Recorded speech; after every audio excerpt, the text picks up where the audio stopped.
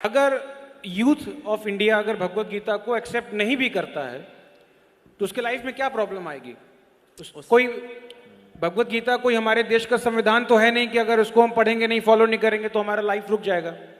But आप लोग के ऊपर आरोप ये है कि आप लोग उसको इस तरीके से प्रेजेंट करते हैं कि अथाहो ब्रह्म जिज्ञासा है, श्रमेव ही केवलम है और this is the purpose of life. इस तरीके से बोल बोलकर आप जो है एक साइकोलॉजिकल लेवल पर यूथ का ब्रेन वॉश कर देते हैं और जानबूझ के उसको फोर्स करते हैं भगवत गीता पढ़ने को। तो सवाल ये है कि अगर कोई भगवत गीता नहीं भी पढ़ेगा तो उससे क्या इफेक्ट होगा और why this Krishna consciousness is urgent, जो आप लोग बार बार बोलते हैं, क्या वास्तव में अर्जेंट है या आप लोग ऐसे ब्रेन वॉश करने के लिए बोलते हैं? हम लोग ब्रेन वॉश करने के लिए बोलते हैं,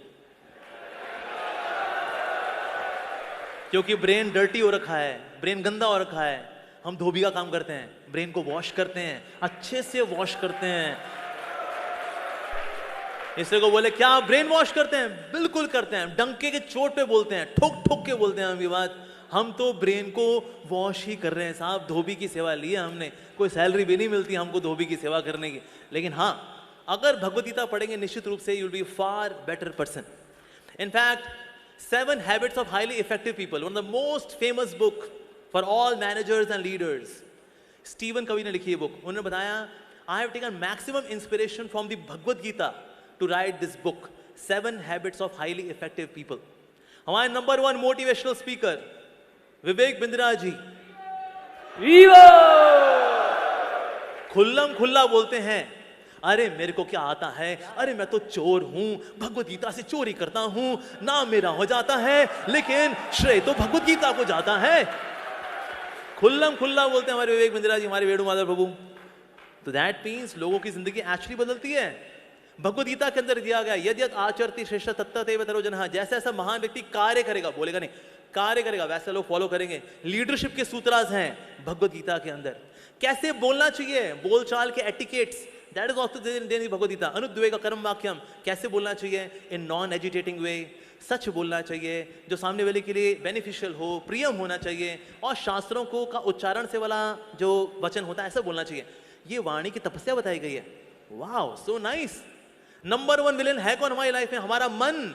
मन को कंट्रोल कैसे करना है? अभ्यास इंतु कौन्ते या वैराग्येन च गृह्यते, मन को कैसे कंट्रोल करना है वो भी दिया गया है भगवत गीता के अंदर।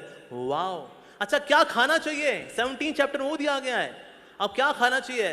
सात्विक खाना कैसा होता है? बड़ा होलसम होता है, बड़ा नरिशिंग होता है, जूसी होता है, फ्रेश होता है, वेजिटेबल्स, फ्रूट्स, वेजिटेबल, ये लेना चाहिए हमको। सात्विक खाना लेना चाहिए। रासिक खाना क्या है, तामसिक खाना क्या है, किससे बीमारियां आएंगी, ये तक दिया गया है। कितना खाना चाहिए, कितना सोना चाहिए, ये तक दिया है। और अल्टीमेटली भगवान से कनेक्शन बना के खुश कैसे रहना है, ये दिया गया है।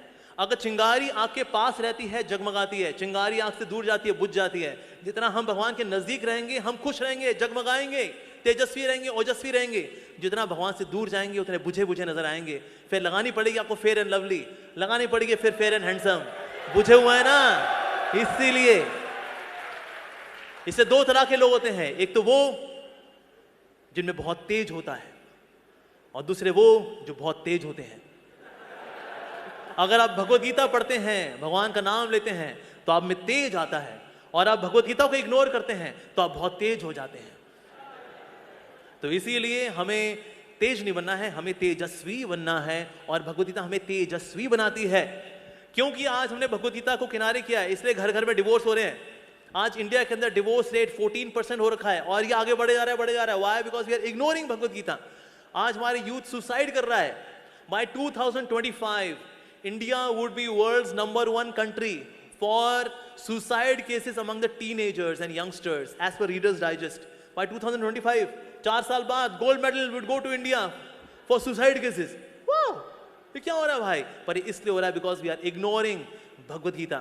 और जितने भक्त, जितने भी आज यूथ हमारे साथ जुड़े हुए हैं, जो पहले भूत बने हुए थे, today they have become youth, spiritual youth because of the Bhagavad Gita.